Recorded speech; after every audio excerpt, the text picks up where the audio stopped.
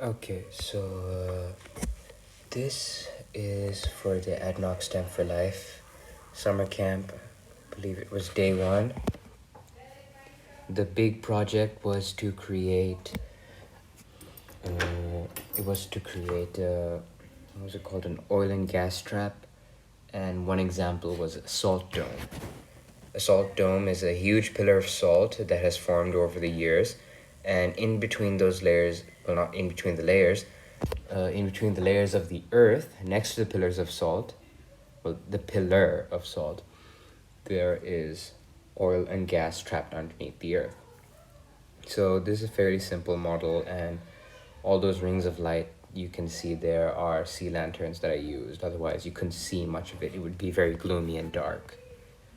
So up here, I have the Earth's surface where most people live and stuff. Then as we go down, oh, sorry about that. As we go down, we see the other layers of the earth. Well, layers of sediment. We have dirt, sandstone, multiple layers of rocks, more sandstone just to make it look good. More stuff to make it look darker, more dirt, block called ancient debris. Then we have bedrock, and at bedrock we also have a few bits of magma. Now, as you can see, this huge white pillar-like structure, this would be multiple blocks of calcite, I believe. And I don't know how to pronounce it, but yeah, I think it's called calcite. I used this to imitate what salt would look like and made a huge pillar of salt going down from bedrock level all the way up there. And then around this, I have placed, if you can see, these black rock-like structures that I used to imitate oil.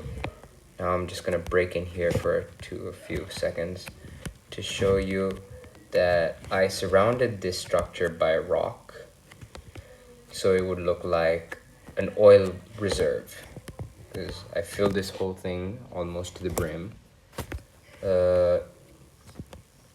till around